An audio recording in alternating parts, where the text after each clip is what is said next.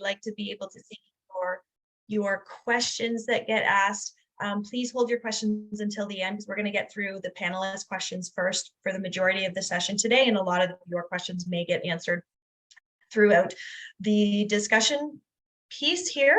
So a little bit about Village Wealth. If you've never joined us before here, we are revolutionizing the acquisition industry. We are the first business buyer search engine.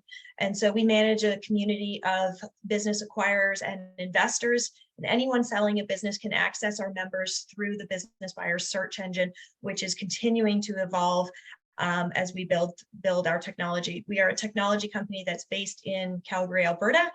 And right now we are mostly open to Canadians, although we are expanding into the US later this year. And we can welcome American acquirers right now on the platform as well. Our team is a combined collective. This is our founding team: Rob Irwin, our CEO, myself, head of partnerships, Giselle is our project manager and client services, Josh manages a lot of our sales and marketing activities, and Mike is our head of product. So if you see emails from us, we are real people. We're not bots. This is who we are, that are behind the scenes, that run the show on a day-to-day basis.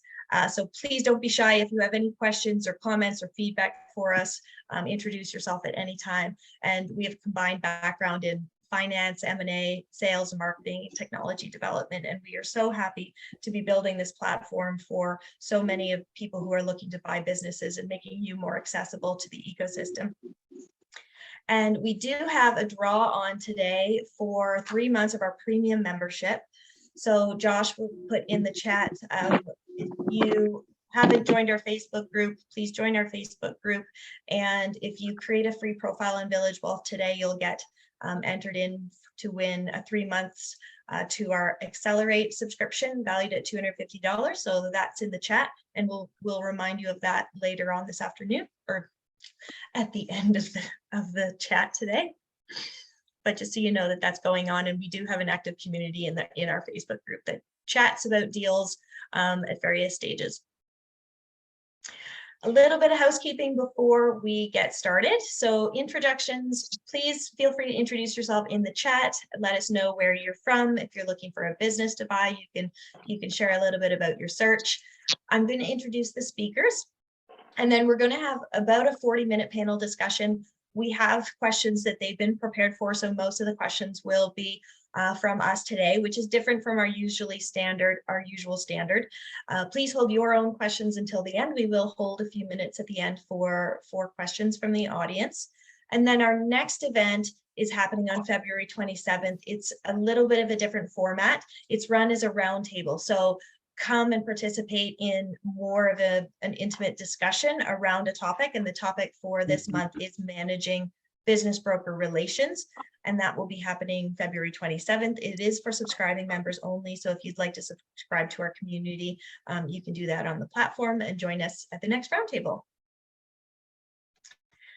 So our panelists today, we're very excited to have with us 3 expert panelists in their industry. We have business lawyer Doug McCartney, and I'm going to turn off the slides, guys, and then I'll let you introduce yourselves. But business lawyer Doug McCartney from Moody's Private Clients, psychologist Dr. Laura Hambley-Levitt, who is the founder of Canada Career Counseling, and she also has an amazing podcast that she runs under Dr. Laura, where work meets life, and I'll let her explain her story. And Laura is here as from the business owner's perspective. She sold a company a couple of years ago, and then she also works with a lot of people who are in the midst of a career change, as well as so many of our purchasers are in career changes right now. And then we have Paul still in the noon. Oh, sorry. Just asking everyone to put themselves on mute. We also lastly have exit planner Joe Markovich, who's joining us from Vancouver, and he is in the exit planning space working with business owners in advance of the sale. So today is all about understanding the seller's psychology and motivations. The majority of our audience is people who are looking to purchase businesses, and so we really wanted to have this conversation today to give you some insight into where a business owner is coming from and where their headspace is when they're engaged in a sale at a variety of junctions. So with that, I'm going to stop sharing my screen and I'm going to let the panelists introduce themselves.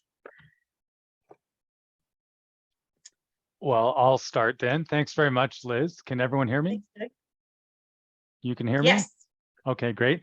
My name is Doug McCartney, and I'm a business lawyer in Calgary. And I've been doing M&A and corporate finance for about 25 years. I started at a national, Canadian national firm, and then went to a mid-sized Calgary business firm where I was there for 15 years, including as managing partner for 10 of those years before coming to Moody's 2 years ago. And as I said, my practice is primarily split in two between corporate finance, which is raising money for people to do projects, and M&A. And with respect to the M&A, I've acted primarily, I would say, for the last 5 years on the sell side. So very apropos for today. But I have bought and sold companies all over North America and sold to buyers all over the world. And I'm really looking forward to all these topics today and the panel. Thank you, Doug. So nice to have you here. Joe. Okay, Joe Markovich. I'm a certified business exit and succession planner here in Vancouver. As Liz says, I help owners plan and implement a strategy, to leave their business on their terms. And I work collaboratively with other business advisors who are involved in the process. And work to ensure that the process moves along in a smooth and communicative way, so everybody's on the same page.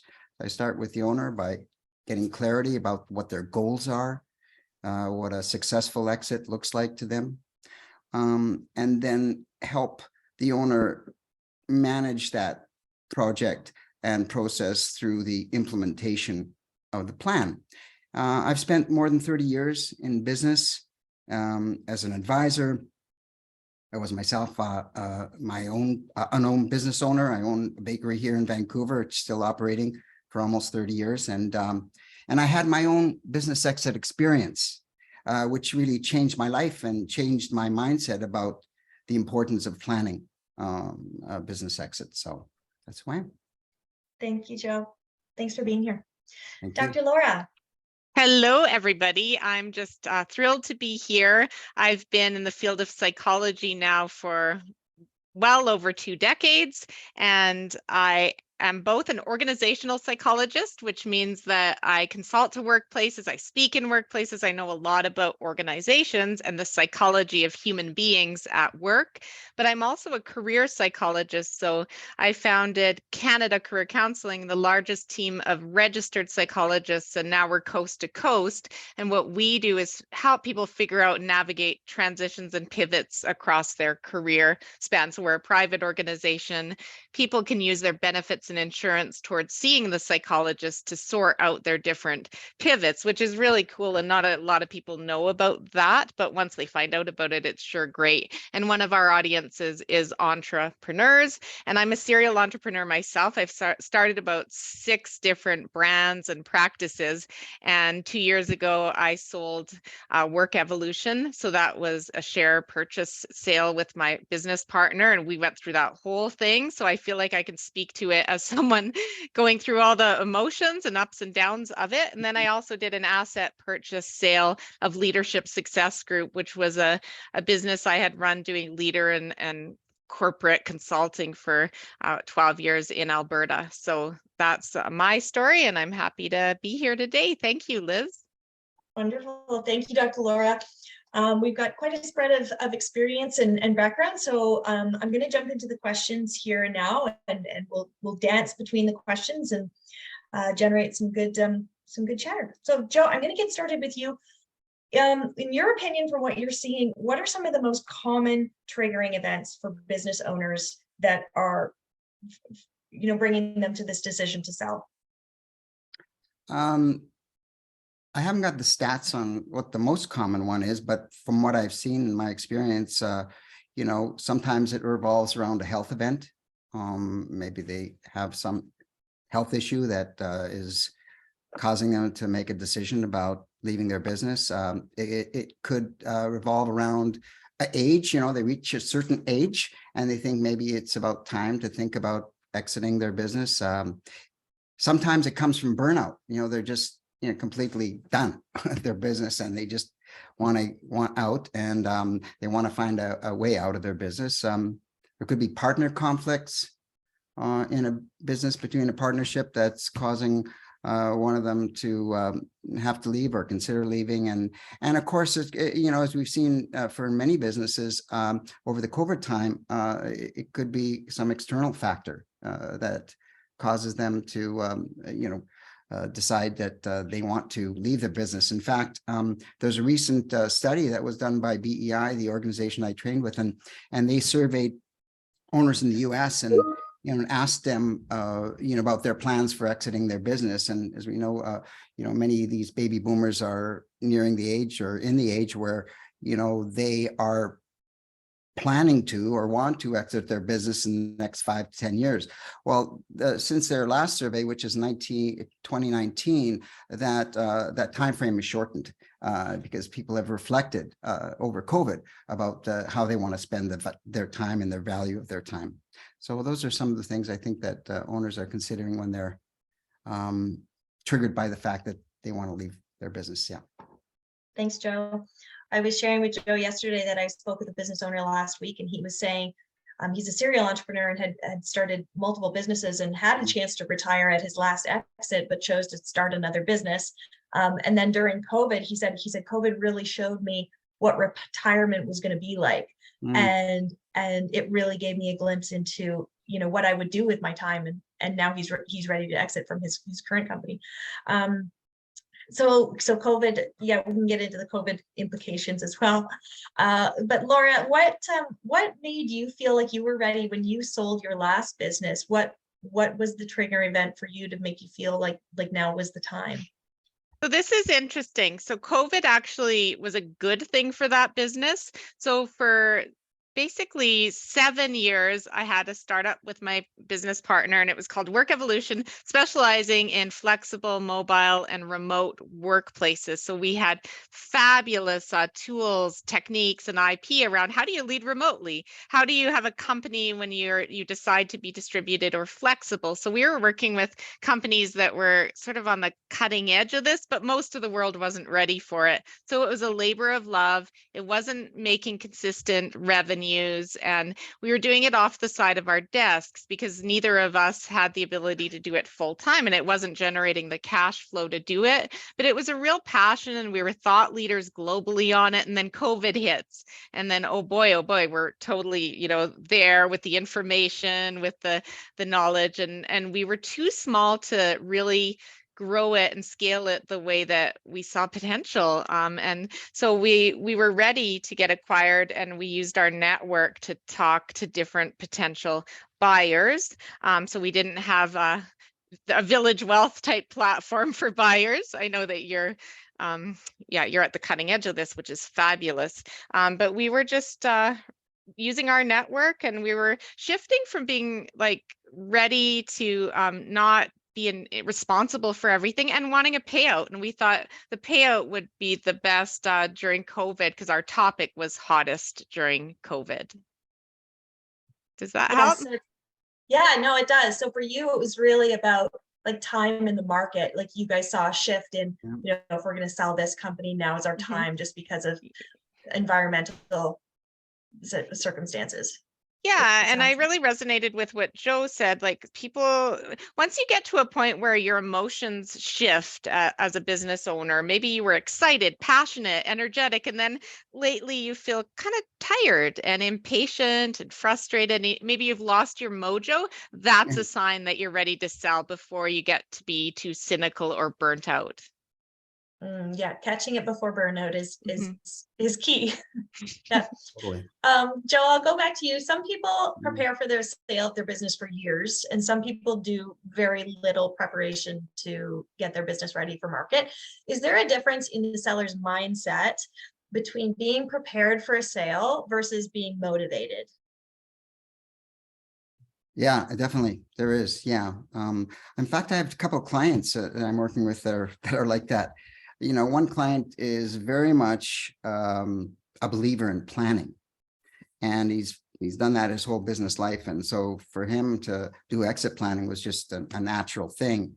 And another client is just kind of gotten to the stage where they're burnt out, and they just want out, and they just want to find a way to walk out with you know, a plan in place, you know, to kind of put together a plan in place. But urgency is more of the issue than around planning. And I noticed the difference in terms of their own the two temperament. The guy who's really planning and thinking ahead is much more calm and thoughtful, and putting things in place and taking his time to make decisions. He has a lead time that he's working towards. And that way, I think his approach and mindset is much different. Whereas the other one seems to be more anxious, indecisive, you know, maybe even a bit stubborn about things that making decisions, avoiding making decisions. So I think that the mindset around whether people are planners or whether they've just, you know, come to a point where exit planning or leaving their business has just been top of mind. And I think that the difference in the mindset can make a huge difference in the result of the exit. So definitely a difference. Definitely a difference, and can make a big difference when it comes to negotiations too. If someone's kind of is, like you said, is calmer and has a different approach to getting out. I'm going to flip it over to you, And I just Doug. might add one thing, preparation, right? Just taking the time to really prepare and think and really be clear about what your goals are and what you're trying to accomplish, and staying in that, pocket where, where opportunities come up or challenges come up. You can always go back to say, well, this is our plan. This is what we're working towards. This is the outcome that we're working towards. So it keeps everybody kind of aligned. And that's why I say, when I work in a group with other advisors as the kind of the coach and the coordinator on behalf of the owner, everybody is on the same page. We're all trying to accomplish the owner's goals, and we all contribute from our own expertise in helping accomplish that, and it all takes time. So timing is critical. So from what I'm hearing, from the purchaser's perspective, if they're engaging with a business owner who they know has done that planning, then they can likely expect the seller to be more grounded in their decisions, would you say? And more prepared. It's nothing like, in a way, this exit planning that we do is like, it's like pre-due diligence. We know that due diligence is going to happen, but let's do it now. Let's do a lot of it now. So you can imagine the experience that a buyer has when he's dealing with an owner who's prepared. We need to see this, we need to see that, and yeah, here it is, it's all here. So the experience is better. The outcomes have generally proved to be better. And I think the buyer has more confidence in the business just because of the preparation that they've taken. Yeah. I Yes. completely agree with you there, Joe. So, and I can't stress the importance of planning. I know that we've got a lot of buyers and potential buyers on the phone, so I think it's a good idea to give you some insight into what sellers are actually thinking. When I get the call, I really hope someone like Joe has been involved, because if I get called when it's LOI time and the company's undue diligenceable, it's not going to be a very smooth process.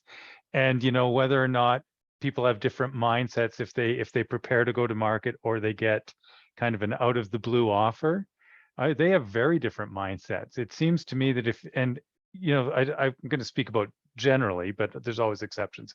If you get an out of the blue offer, it's often an aggregator or a competitor. They know your business. They know what they're prepared to pay for that business, and that's going to be a pretty efficient transaction.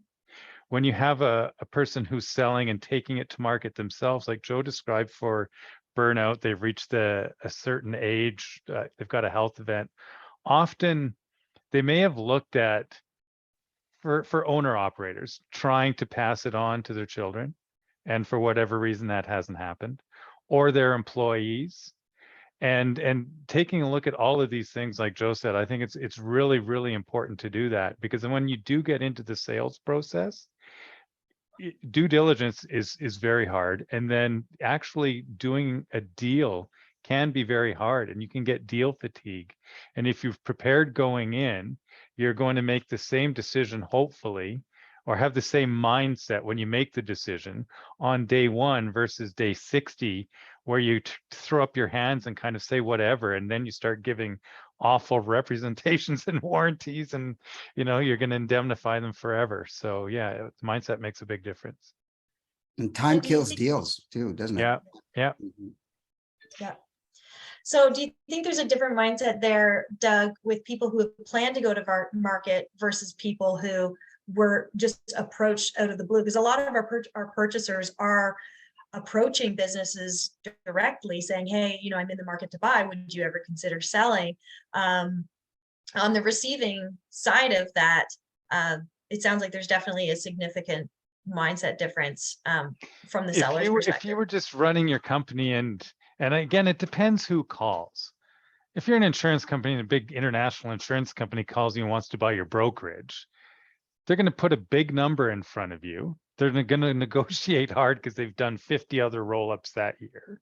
That's completely different than if, I start driving around the Foothills Industrial Park, because there's a lot of businesses out there that I think I would be interested in, and going in and meeting those owners. So I think you are going to get a very different result if you're kind of cold calling. But the people that come to your site that would list themselves have gone through it and done some planning. We hope Yeah. so. We hope that's the Yeah, case. exactly. Not all, but most cases. Yeah. Laura, do you have anything to add there? Is like, in your experience, you make it sound like you guys had made the decision and the choice to go to market yourself, so it wasn't a case of getting approached.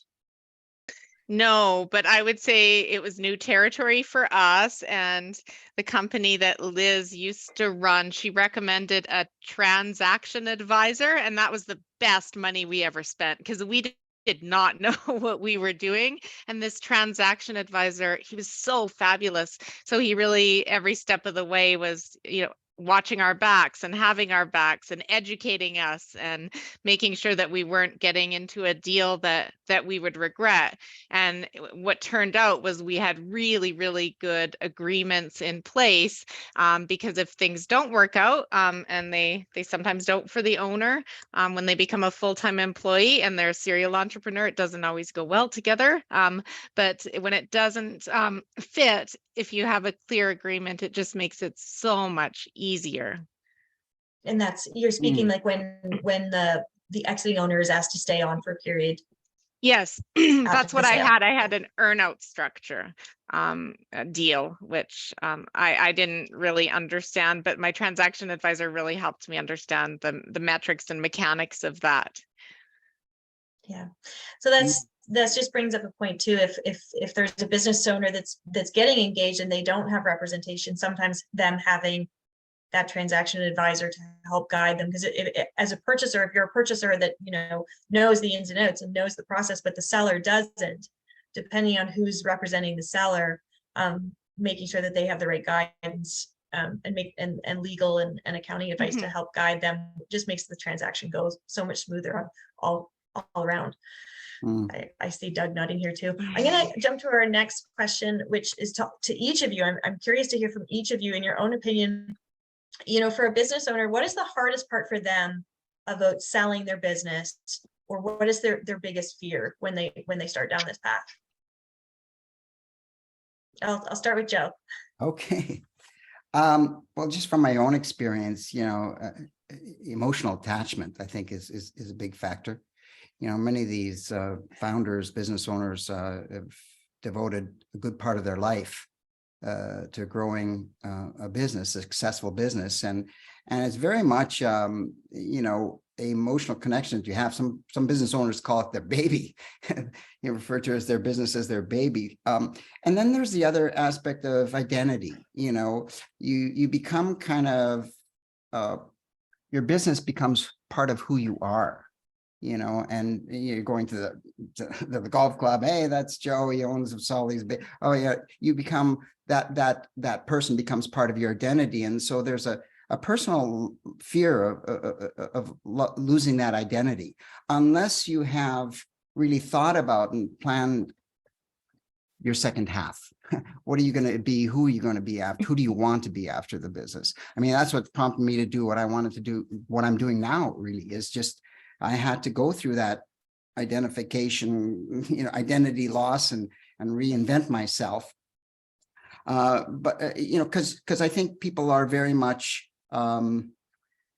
entrepreneurs or just people in general have to feel a sense of purpose. There's meaning and identity to what you're doing, and that you feel that you're contributing, and all that personal identity and purpose is all really part of it. And then there's some owners that kind of just, they don't know what else they would do if they weren't coming to their business. So they just fear of, they're not the kind of people that can sit on a beach, and that. So there's a boredom thing. So I think those for me would be, the big fear factors in making that move. Doug, what about yourself? You're at a different point in the deal. From what you see, what's the biggest fear or the hardest part of letting go? Completely agree with Joe. For so many of these people, this has been their life and their identity for a really, really long time. And if you're negotiating with those people, it really helps to talk. I did a deal once, and it was kind of interesting because the guy was going to make a lot of money, right? And didn't have to work after that. But we kept getting stuck on things that didn't appear to be that big to me, right? Mm-hmm. And so I talked to him, and a couple of things were really important to him: his employees, right? Mm-hmm. And often how the employees are going to be taken care of. That can be really, really important.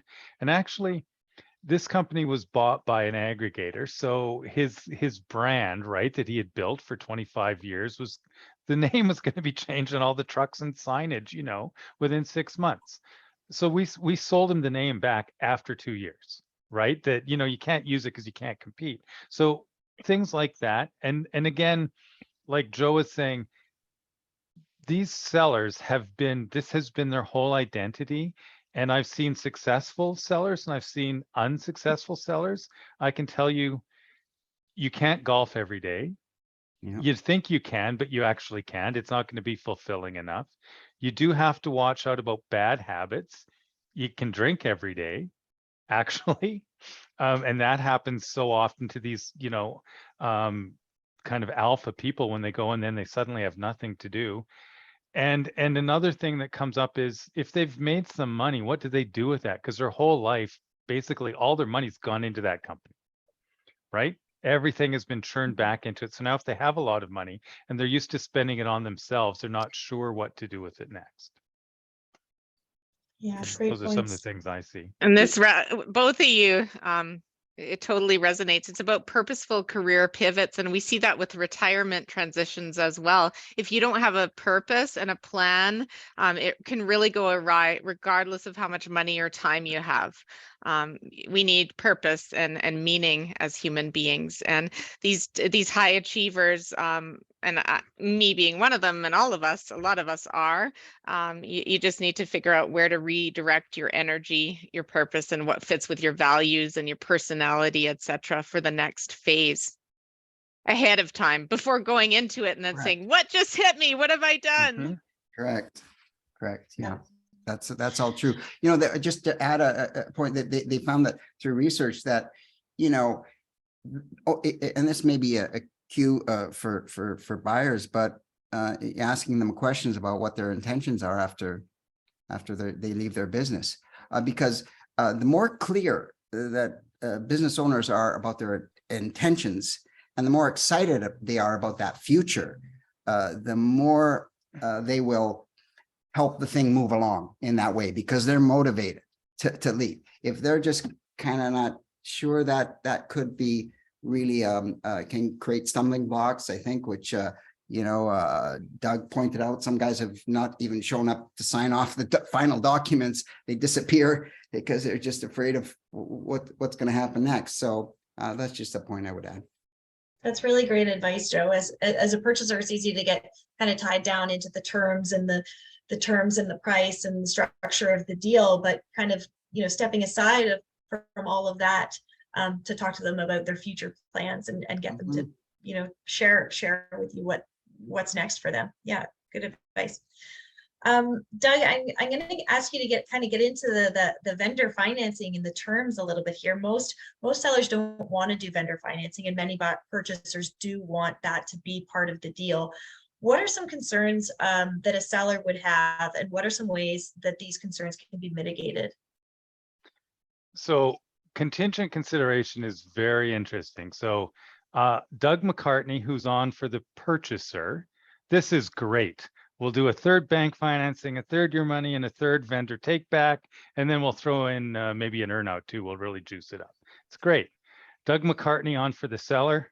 Oh my God, you're never going to get any of this. You have to be happy with the money you're getting at closing, because God only knows what's going to happen once you don't have control anymore, right? So I can obviously argue both ways. It's a very, very important thing.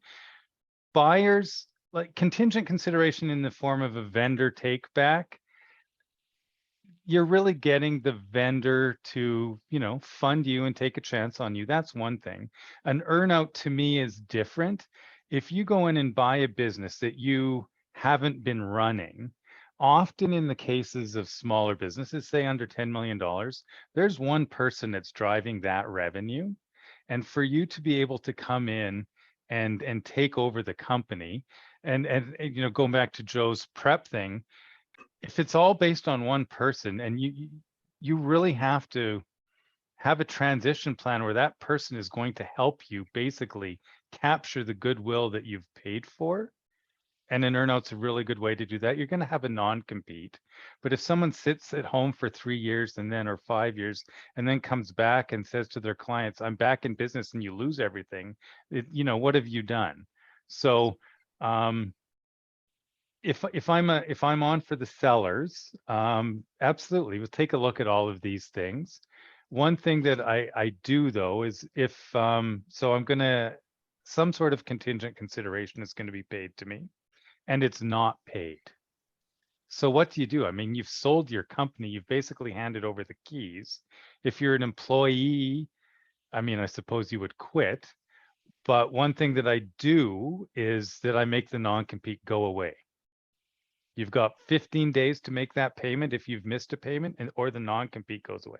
That's really scary for a buyer to think, oh my goodness, Joe's going to be competing with me if I don't pay whatever his contingent consideration is. I've tried or thought about using a share pledge if you do a share sale as opposed to an asset sale.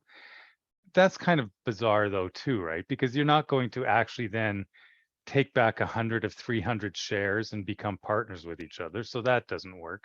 So it's a really tricky issue. And if you're going to suggest some sort of vendor financing or earnout, there's got to be a lot of communication so that the vendor has some belief in your success. And I think to have that success, you want to have a transition period where you're doing something together. Mm-hmm. Yeah, that's and that's a good point about the non-compete. If you're a purchaser and you're very confident that you're going to be able to make these payments on the vendor note, that's a good item to position. Latif, I see your question. We're going to save that one to the end if you don't mind, but I do see it. Thank you. Laura, you've had experience with this from your own sale. How did you feel when the earnout, your structure, was proposed to you?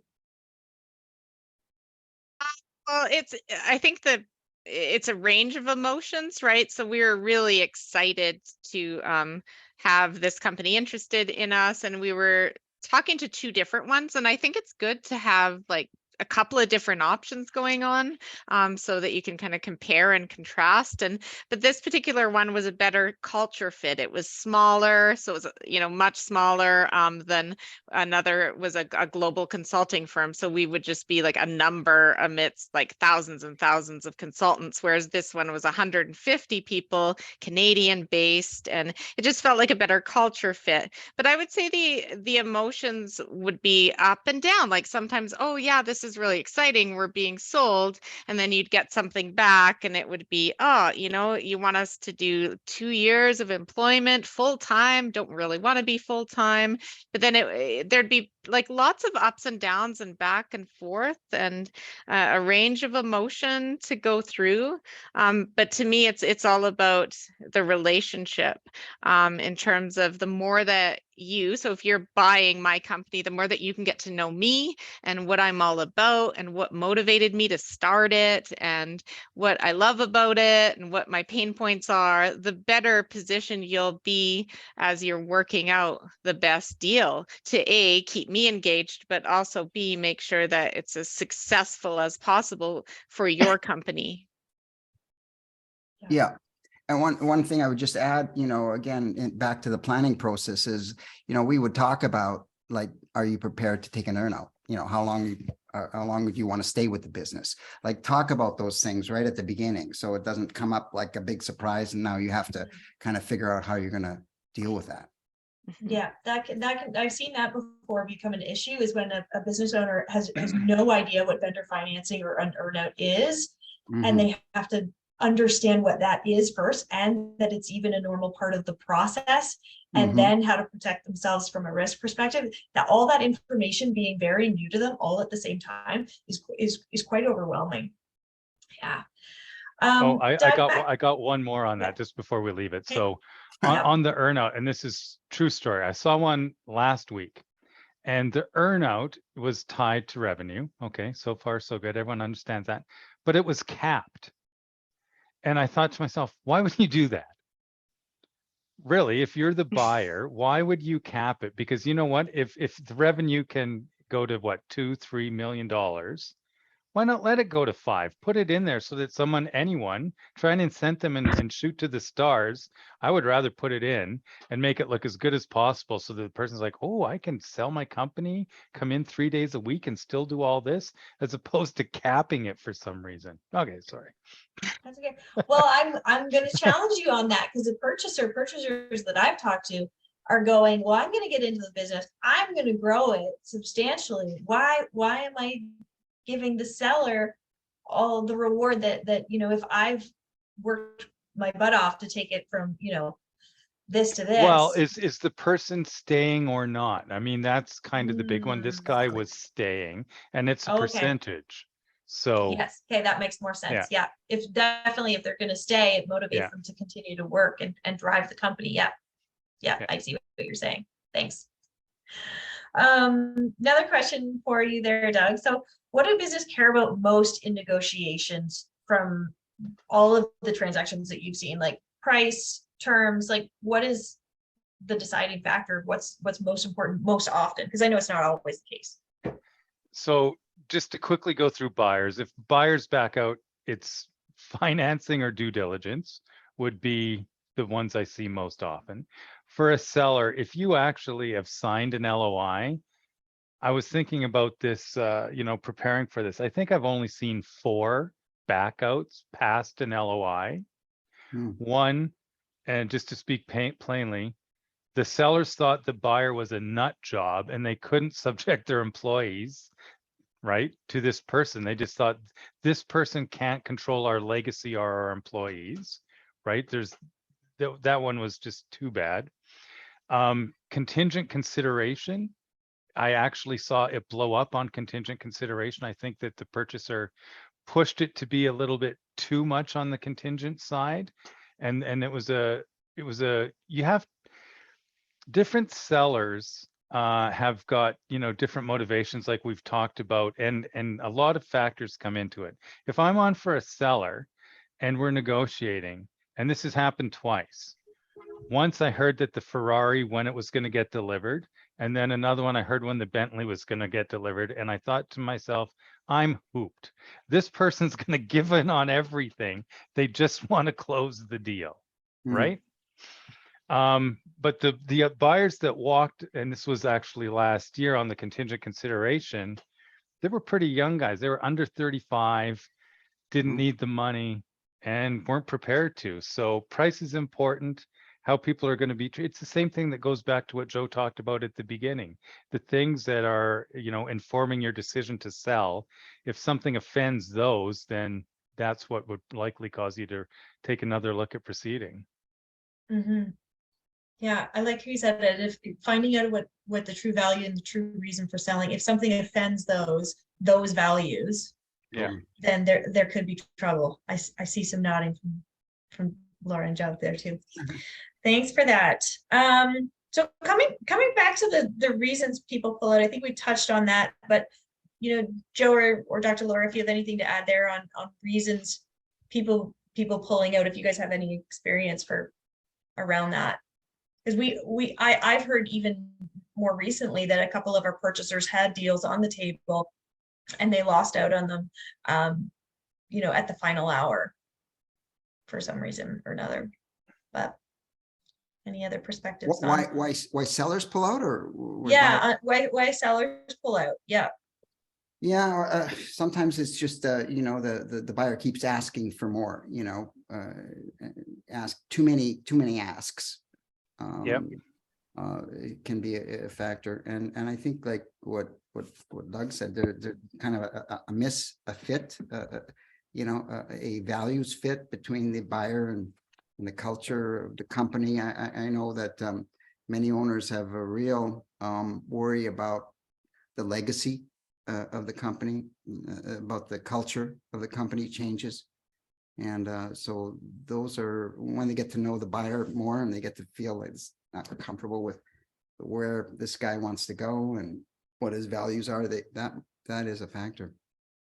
And if you're a solid values-based leader, you're going to care about where your people end up. Mhm. Yeah, and if you're getting the spidey sense that it's a toxic culture, mismanaged, micromanagerial, you're going to get scared away at some juncture, potentially.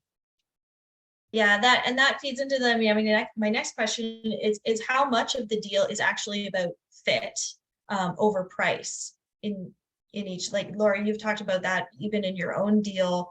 The fit for the company that purchased you was of the utmost importance.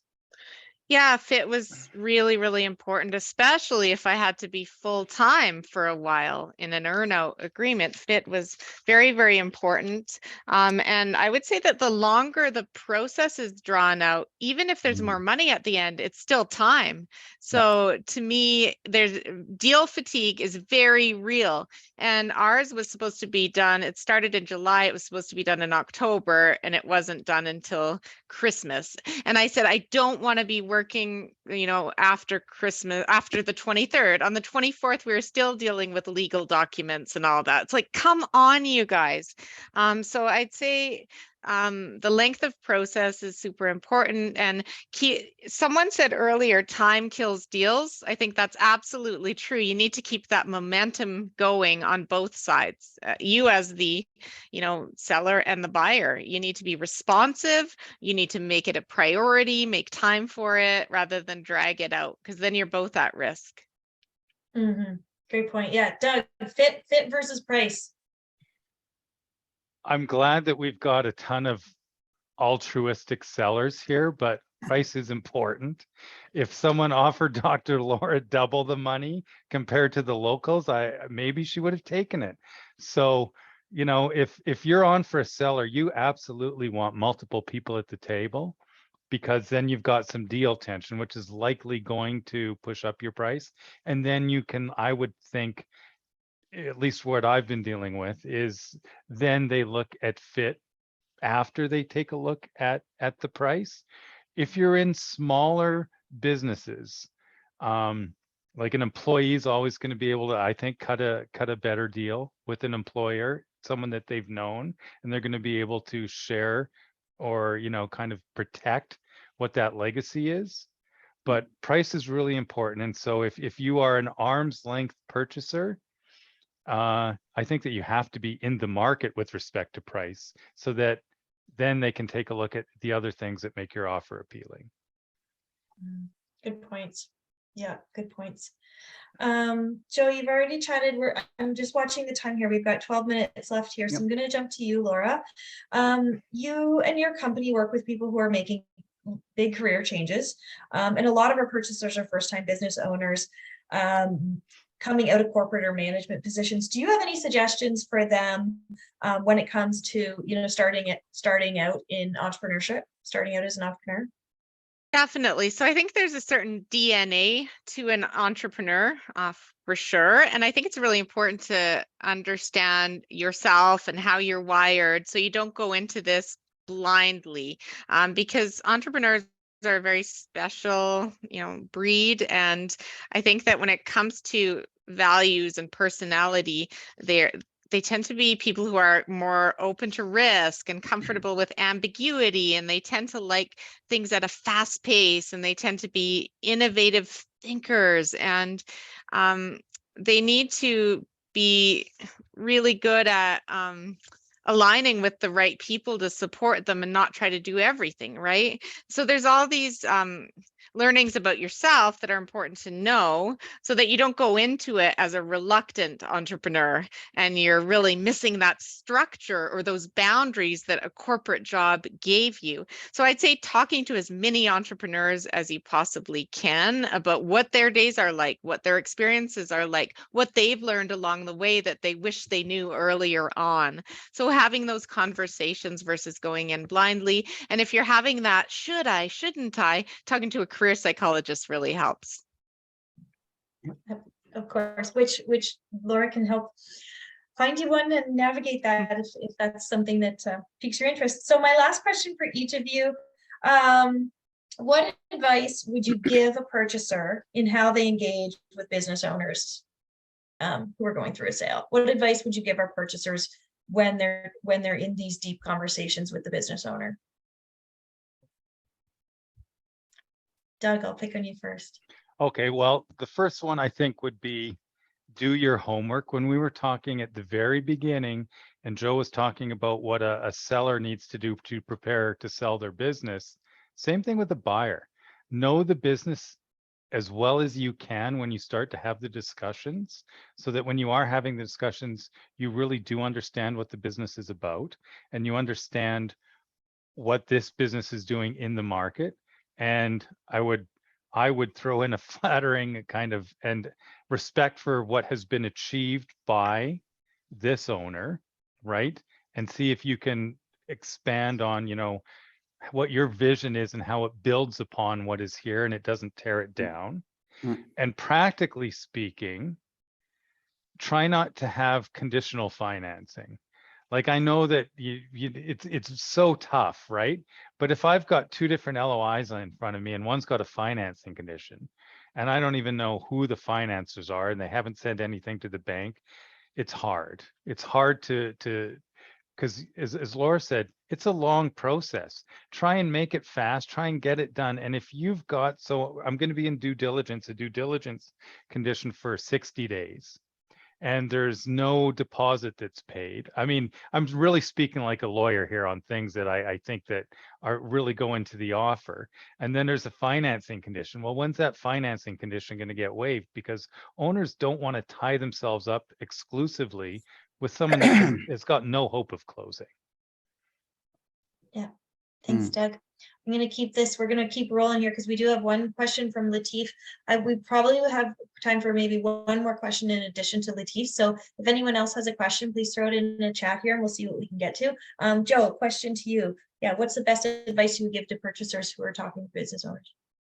Well, the first thing that I do when I meet with the business owner, start doing exit planning, is setting objectives. And there are three types of objectives. There's the universal objectives. What does financial independence mean for them? Like, what is it going to take? And then there's foundational ones like the date, the date, the purchaser, who they ideally want to sell it to, right? And then there's value or aspirational goals that they have. And I think if you're meeting with an owner and you can understand what is their objective, what are their objectives, what are they hoping to accomplish with this exit that they're transitioning, not just the sale price, but what other things are important to them. So seek first to understand what their goals are from this process, and I think what's really important to them at the end of the day. Wonderful. Thank you. Laura. Oh, you're on mute. Can I skip that one? Yeah, yep, we Okay. can. We can. I'm going to jump to the questions here in the chat then. Just a couple minutes left here. From Latif. So Doug, I'll give this one to you. What is a good way to present a form of vendor finance so it will encourage the seller to participate? This is key to a buyer if the seller is pretty key in the business and is key to ensure the client transition. So what is a good way to present a form of vendor finance so it will encourage the seller to participate? I think the best way to do it is not have it look so much like a vendor take back, right? So if you've, and to go to those three pieces again, because I know this is how banks usually think, they'll do a third, the new owner does a third, and then say the vendor does a third, right? So that's how you're financing it. Try and structure it like an earnout if you can, so that they're not waiting. And I saw a question in the chat about a promissory note to get paid. Because look, if you default on the promissory note, even though it was earned, the promissory note can default on like you can on any other agreement, and then you've got to sue for something that was never paid. But if you can structure it as an earnout and then I don't think that owners necessarily want to ride off into the sunset and say, sayonara, never see you again. Try and have that transition period where you can work together. So make it an earnout and then try and have a transition period to work together where the owner is incented to help you grow the business. Yeah. Former owner. Thanks. Anyone else have anything to add to that from your experience? No? Okay. A question from Michael here. He says, a question we get all the time with deferred considerations in an offer structure is, how as a seller do we guarantee this money, even if the money is guaranteed with no contingencies, whether it's just a deferred lump sum at different stages, a promissory note, etc. My question to Doug is, how legally enforceable is this in reality? Is anything ever truly enforceable? No, a promissory note can be defaulted on. If you really want it to be done, put it in escrow. Put $1 million of consideration in escrow with a timed release, or something that is, you don't ever want to say an escrow condition was hit or not hit, right? So if it's revenue, okay, revenue is probably pretty easy. If it's EBITDA, well, if it's EBITDA, you guys got to make sure you both know what EBITDA means and who's going to calculate what EBITDA means, right? So it is a very, very tough part. A share pledge would definitely work, but a share pledge is difficult if someone has actually paid half the consideration. You can't take 100% of the shares back. So it requires a lot of thought, and every deal's different, and really nothing is guaranteed. That's why I said about 20 minutes ago when I'm on for the sellers, you better be happy with the consideration you're getting at closing, because there's a chance you might not get anything else. Yep. And I see Laura, you had some comments here as to my last question. What is the advice that you would give? Do you want to read that out, or do you want to speak to it? The advice that we would give to business owners, I think asking good questions and getting to know their motives and who they are as a human being, and why they've built it and what they hope for the future of it. The more that you can do this and truly understand where they're coming from, and then listen to the answers, because oftentimes we ask the questions and don't really listen to the answers. We listen to what we want to hear, or we're thinking of our next question. So I would really encourage making some space for that, because I think it can pay off in spades later on in the deal negotiations. Yeah. Totally. Absolutely. Well, I know some people have to run. I'm going to remind everyone about our promo, about the Facebook, um, join our Facebook group and create a free profile, and you'll get entered to win a draw that's announced tomorrow as well. And then I have to ask this last question that I've actually been wanting to ask as well, and we'll end on this note. So thank you everyone for attending. Thank you panelists. I know we're gonna drop off here quickly, but I want to ask this last question at the last minute. So I'm saying my thank yous now. We really appreciate all of your time that you've spent with us, and we're hearing some great comments in the chat that this has been a great session. So hopefully people will be back to join us next month. But the last question here from Stephen is, as a buyer, what are the best ways to determine what the seller's values in terms of deal structure and what the potential showstoppers are so that you can tailor an offer? So I guess like understanding the seller's values, like we've talked a lot about, understanding the seller's values, but how do you go about, really, determining what those seller values are? I think I've asked that right. And he also says, how can you do your client and staff due diligence respecting the seller's confidentiality before making an offer? So if anyone has nobody's jumping at that one. Doug? Well, look, if you've signed a confidentiality agreement, right, and you've done some due diligence where you're prepared that you think you like this business, set up a meeting. They happen all the time. I'm working on a very big deal right now with private equity. They're not proceeding until they meet management. So that's one of the things that you try and set up before you put in an offer. I think that most sellers, they would be willing to take that meeting. Again, just it's prep. Everything is prep. I mean, no matter what business you're in, people who prepare, they don't always do best, but they often do a lot better than the people that haven't. And so I would say reach out, and if that's possible, because you're going to be under CA, reach out and try and set up a meeting to talk about the business and try and tease out, if you will, what those important things are to that person. Correct. Yeah, that's correct.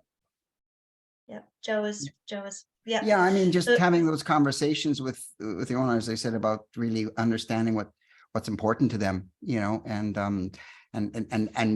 getting a connection, because I think if the owner has a couple offers to consider and he's considering one person, another person, the connection that he has with one or the other can make a difference in who he decides to go with. Mm-hmm. Definitely.